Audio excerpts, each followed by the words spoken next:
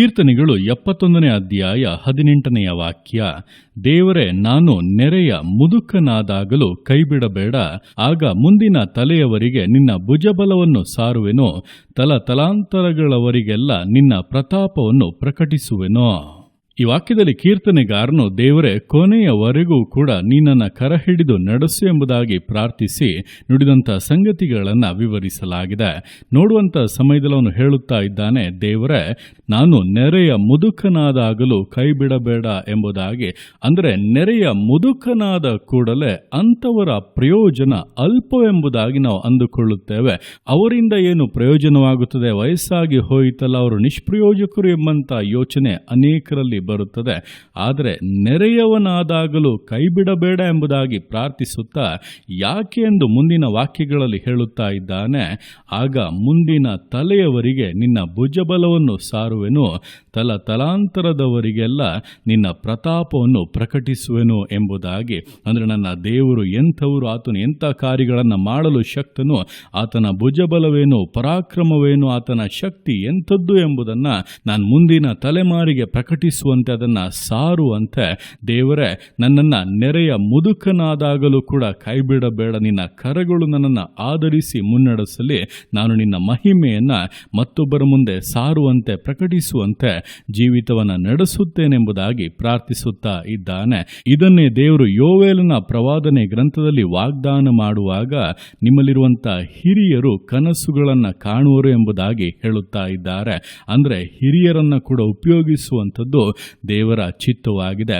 ಆದ್ದರಿಂದ ಈ ದಿವಸಗಳಲ್ಲಿ ಒಂದು ವೇಳೆ ನನಗೆ ವಯಸ್ಸಾಗಿ ಹೋಯಿತು, ನನ್ನಿಂದ ಏನೂ ಕೂಡ ಸಾಧ್ಯವಿಲ್ಲ, ನಿಷ್ಪ್ರಯೋಜಕನಾಗಿ ಇದ್ದೇನೆಂಬುದಾಗಿ ನೀವು ಅಂದುಕೊಳ್ಳುತ್ತಾ ಇರುವುದಾದರೆ ಭಯಪಡಬೇಡಿ. ಕರ್ತನನ್ನು ದೃಷ್ಟಿಸಿ, ಆತನ ವಾಕ್ಯವು ಸತ್ಯವಾದದ್ದು, ಆತನ ವಾಕ್ಯವು ನಿಮ್ಮ ಕುರಿತಾಗಿ ಉದ್ದೇಶಗಳನ್ನು ಪ್ರಕಟಿಸಿದೆ.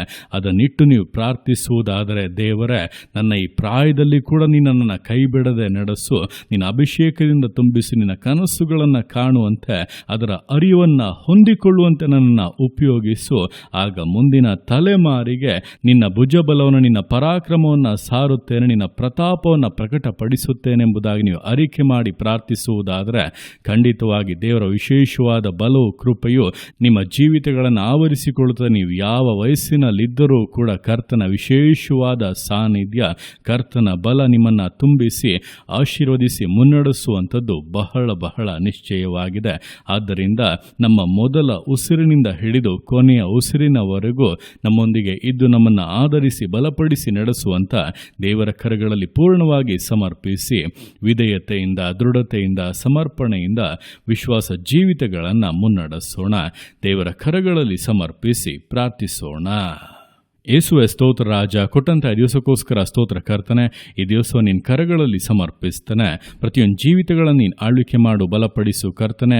ಹೌದಪ್ಪ, ಕೀರ್ತನೆಗಾರನು ಪ್ರಾರ್ಥಿಸಿದಂತೆ ದೇವರೇ, ನಾನು ನೆರೆಯ ಮುದುಕನಾದಾಗಲೂ ಕೈಬಿಡಬೇಡ, ಆಗ ಮುಂದಿನ ತಲೆಯವರಿಗೆ ನಿನ್ನ ಭುಜಬಲವನ್ನು ಸಾರುವೆನು, ತಲತಲಾಂತರದವರಿಗೆಲ್ಲ ನಿನ್ನ ಪ್ರತಾಪವನ್ನು ಪ್ರಕಟಿಸುವೆನೆಂಬುದಾಗಿ ಹೇಳಿದಂತೆ ಈ ದಿವಸಗಳಲ್ಲಿ ನಾವು ಕೂಡ ಅಪ್ಪ ಕೇಳುತ್ತಾ ಇದ್ದೇವೆ.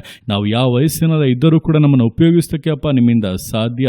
ನಿನ್ನ ವಾಗ್ದಾನದ ಮೇರೆ ಕರ್ತನೆ, ನಿನ್ನ ಅಭಿಷೇಕವನ್ನು ಒಬ್ಬೊಬ್ಬರ ಮೇಲೆ ಸುರಿಸು ಕರ್ತನೆ, ಎಲ್ಲ ಮನುಷ್ಯರ ಮೇಲೆ ಸುರಿಸುವಂತ ಆ ನಿನ್ನ ಪವಿತ್ರಾತ್ಮನು ಜೀವಿತಗಳನ್ನು ಆಳ್ವಿಕೆ ಮಾಡಲಿ, ತುಂಬಿಕೊಳ್ಳಲಿ. ನೀನಪ್ಪ ಉಪಯೋಗಿಸು ರಾಜ. ಅಪ್ಪ, ಮಕ್ಕಳಿಂದ ಹಿಡಿದು ಮುದುಕರವರೆಗೂ ಪ್ರತಿಯೊಬ್ಬೊಬ್ಬರು ನಿನ್ನ ಜ್ಞಾನದಲ್ಲೂ, ವಿವೇಕದಲ್ಲೂ, ಅಧಿಕಾರದಲ್ಲೂ, ಬಲದಲ್ಲೂ ತುಂಬಲ್ಪಡಲಿ. ಆಶೀರ್ವದಿಸಿ ಅನುಗ್ರಹಿಸಿ ನಡೆಸು. ನಿನ್ನ ನಾಮದ ಮಹಿಮೆಗಾಗಿ ಒಬ್ಬೊಬ್ಬರು ಪ್ರಕಾಶಿಸುವಂತೆ, ಮುಂದಿನ ತಲೆಮಾರಿಗೆ ಕರ್ತನೆ ಸಾಕ್ಷಿಯಾಗಿ, ಮಾದರಿಯಾಗಿ ನಿಲ್ಲುವಂತೆ ಪ್ರತಿಯೊಬ್ಬೊಬ್ಬರನ್ನು ನಡೆಸಿ ಆಶೀರ್ವದಿಸಬೇಕೆಂದು ಪ್ರಾರ್ಥಿಸ್ತಾದನೆ. ನಿನ್ನ ಅರ್ಥಗೆ ಮಾಡುವಂಥ ನಿನ್ನ ಪ್ರೀತಿಗೋಸ್ಕರ, ಕೃಪೆಗೋಸ್ಕರ ಅಪ್ಪ ನಿಮಗೆ ಸ್ತೋತ್ರಗಳು. ಪ್ರತಿಯೊಂದು ಜೀವಿತಗಳನ್ನು ಅಪ್ಪ ನಿಮ್ಮ ಕರಗಳಲ್ಲಿ ಸಮರ್ಪಿಸ್ತಾದನೆ.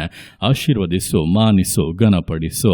ಎಲ್ಲ ನಿಮ್ಮ ಕರಗಳಲ್ಲಿ ಸಮರ್ಪಿಸಿ ಎಲ್ಲ ಸ್ತುತಿಗಳನ್ನು ಮಾತನಿನೊಬ್ಬನಿಗೆ ಸಲ್ಲಿಸಿ ಯೇಸುವಿನ ನಾಮದಲ್ಲಿ ಬೇಡುತ್ತೆ ನಮ್ಮ ತಂದೆಯೇ. ಆಮೇನ್, ಆಮೇನ್.